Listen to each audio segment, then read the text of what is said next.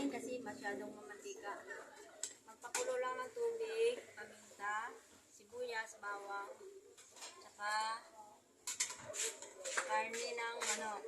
Halagang 100 pesos, sobrang tipid. Lagyan ko ng tanglad, paminta, tsaka pakuluan ko ng 20 minutes or 25 minutes. Pagkatapos, imbis na sayupi, sa halip na sayupi, pechay na lang isasaw ko. Sa sobrang tipid at sobrang mahal kasi ang gulay, kaya pechay na lang. Then, sa halagang 100 pesos, it serves yan sa 5 kami kakain. 5 kami kakain. Ibig sabihin, nagdadalawang hiwa lang kami.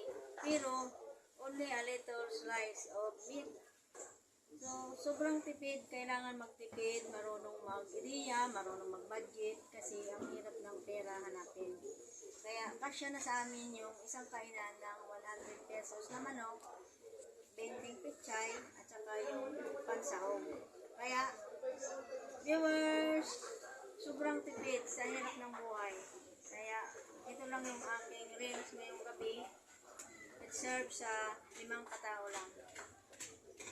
Okay, thank you.